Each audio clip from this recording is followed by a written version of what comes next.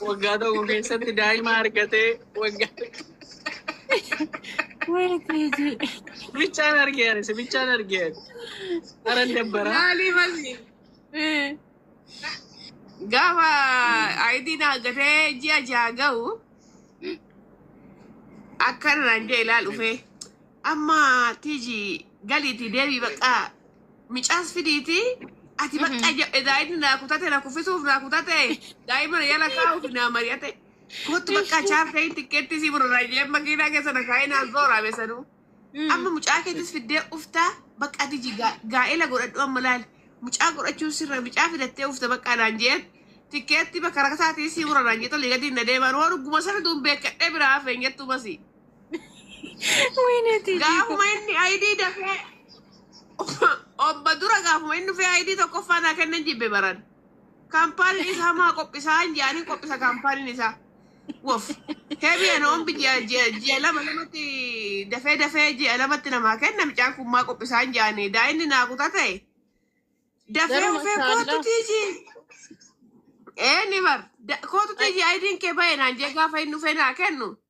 Mi'aan kun maayyoo namaa akkatti qophisaree jeetan nageenyumaa fi laata jeetan dhibee haqee fudhadhee ayidii koo. Gaafa dhani ayidii fudhee ji'a jaha ga'u tiji galiitii bakka mucaa kee fudhadhu kootu jee natti qayyaree mukfadhu. Habibti. Gaafa na dhugaani masii tokko hin baasanii qusanne liqim godhee ta'uun. Oo ayyaantuu qallaalidha. Kaampaanii isaa warri mi'aan jeeme. Warri heerumuu barbaadan kaampaanii gurreetiin ayidii. Namni sila qusannaa ji'a achi siffata. Ani akkuma dhufeenaan nama marqaa xaafii liqibsee ufe gaa liqibfame. Wayyoo haadha koo naa jee gaafa isaan dhufu. Tijii ulfamu naan jee gaafa dhufu immoo. Abbee waan na goote. Akkeetti samii fi lafatu waliin naan gurraacha. Amma dafi waan daa'imman na argi dafiti. Kun si malaan Rabbii siin erga na ergi. Na ergi yemmir. Naan ergine mee kana duras na ergi siin jedheera. Kumarra nutti mi'ee. Ittimi kunoo ispoonsara argatteerta. Siifan dhugaa waaqayyoo naa galatoomaa. Akka adda dureetitti jawisaan na dhaqqabe taaddeen na dhaqqabe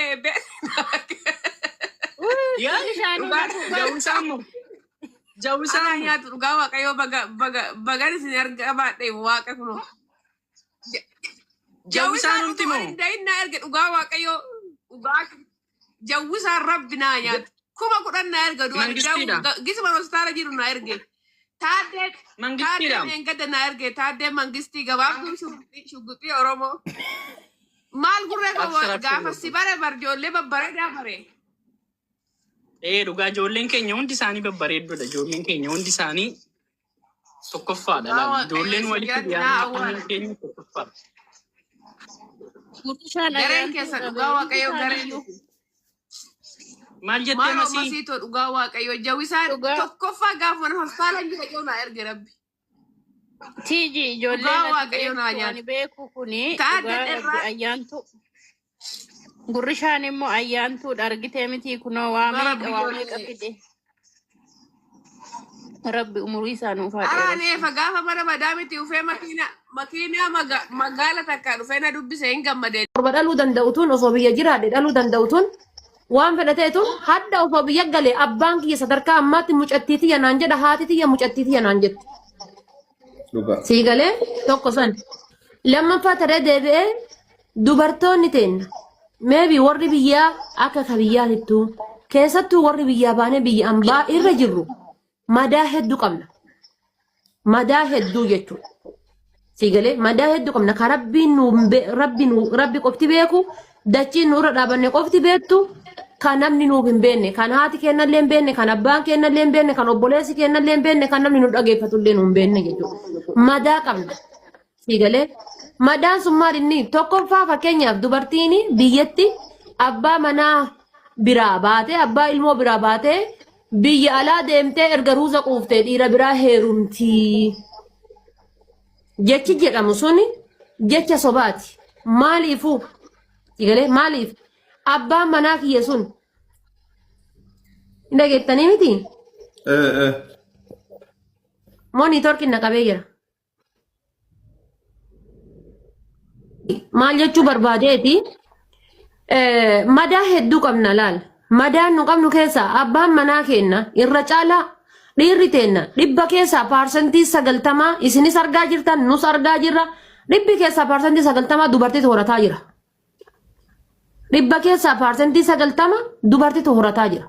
Kan dhiirri dubartii horataartu paarsantii 10 hin ga'u. Paarsantii 10. Kan mana keessatti kuulii itti cabsee, dhagaa itti cabsee, ulfaan teessisee, ulmaan teessisee horataa jiru paarsantii 10 hin ga'u. Yoo laaltanii jettan jechuudha.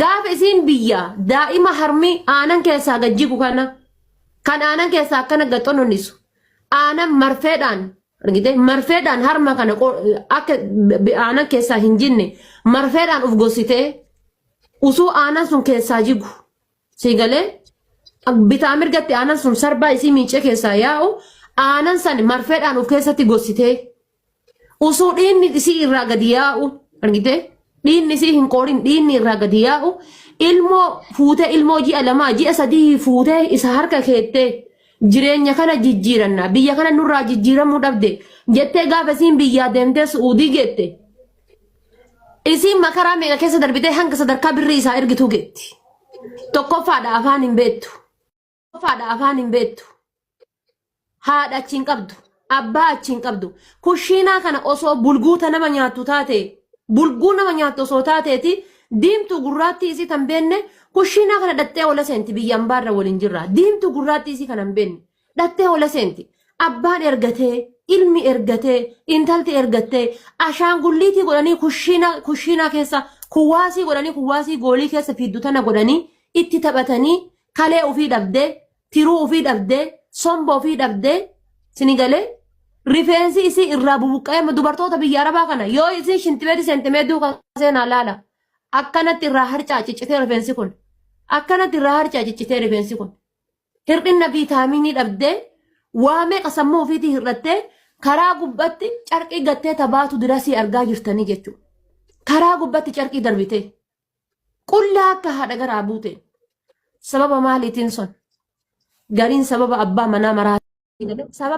manaa maraataa isiitiin yoo laaltan isiin asii mallaqatti ergiti silkii itti hin bitti kaqara nookiyaa qabatu maal qabataree hadda silkii birrii 15,000 16,000 ijoollee isiin gadhiiftee biraa deemte eessa jirti ijoolleen isiin gadhiiftee biraa deemte haadha isaa bira jirti tiisisatu afaan irraa yaa sareetu afaan arraaba sareetu afaan arraaba ijoollee isaa san hin laalu bar dhiiguma isaa san fincaanuma isaa san hin laalu bar sareetu afaan arraaba tiisisatu afaan irraa yaa. Jireenya irraa abdii kutattee lubbuu keetti garaa murte biyya lafaa kanarra jiraachuun kana booda nagaa'eera jettee yoo ofitti murteessiteerta ta'e malee kara dallaalaa seeran alaatiin biyya arabaa deemeen ofii dabarsaa maatii koo jijjiiraa jettee yaaddu dogoggora caalu dallaalaa seeran alaatiin deemeen naa darba jettee wanta yaaddudha jechuudha. Biyya ormaa kana keessatti bineensa caalu dhala namaatidha abashaadha. Innanti hangan nu bira darbee miidhaa nuti walirraa hin geenyu miidhaa abashaarran biyya ormaa keessatti ga'u hanga aramni dirasiin beeku qaqqabeetidha kan jiru. Dhageessanii jirtu baay'een keessan mana saaratti halkanidha. Ani abdiin kutadhe dhugaa rabbii baay'ee abdiin na kutachiise taa'ee yeroon dhaggeeffadhu bakka abashaa wanta jedhamu duratti iyyuu biyya namaa kana keessatti kaayyoo kiyyarraa kan hafe abashaarraa walitti dhiyeenyan qabu isa durii caala akkan abashaarraa fagaadhu na taasisee jechuudha. Yeroo ammaa kana biyyoonni arabaa addaa garaa karaa seera qabeessan banamanii jiru. Ejeensidhaan COC kee baradhuuti karaa seera qabeessa waggaa 3 waggaa 4 iyyuu maaliif hin turin yeroo carraan keessi qaqqabetti deemeti hojjedhu. Dallaalaan karaa addaa garaatiin dhufee guyyaa 2 keessatti guyyaa 3 keessatti torbee tokko keessatti si xumura maaliif kana hunda teessee umurii keetiin maaliif xabatta carraa keetti fayyadami jedhee dallaalaan si gowwoomsu nama lubbuu kee baasuudhaaf karoora qabu jechuudha. Unkulaalitii keessaa baasisuuf lubbuu kee dabarsuuf duriyyee walitti sassabee si dafarsiisuudhaaf jechuudha. Hanga caakkaa keessatti rifeensi shamarranii an jireenya irraa abdiin kutachiisi dubbachuudhaaf afaanitti nama ulfaata wanti arabni halkaddaa sa'aa ture jechuudha. Inna shamarran keenya yoo siif danda'ame karaa seeran qabeessan deemiti hojjetadhu of jijjiiri hin danda'amu taanaan biyya kee keessa jiraadhu kadhatteellee biyya kee keessatti daandiirra taa'itii kadhadhuuti jiraadhu malee dallaalaa seeraan alaatiin luka kiyyaaniin deemee Saa'udii seenee naaf darba achiin eessan deema jettee yaadda taanaan kuni yaada dargaggooraatidha. Dallaalarraa of eeggannoo guddaa taasisa. Yeroo ammaa kana bineensa caala kan sodaatamuu qabu dallaalaa seeraan alaa biyya ormaa keessatti bineensa caalu ilma abashaatidha jechuudha. Dhageenya yeroo dhumarraa hin dhaga'amu waan gurratti nama ulfaatu dhufa yeroo dhumarraa abashaan intala kana ajjees intalli kun ala kanaan ajjeefamte wanta baay'ee dhaga'ama. Kuni arabaan osoo hin taane abashaat arabashaa irratti raawwate waan ta'edha jechuudha. Kanaaf of eeggannoo guddaa taasisaa dallaalarraa of eegaa. Karaa biyya arabaa gonkum dallaaladhaan hin deemna.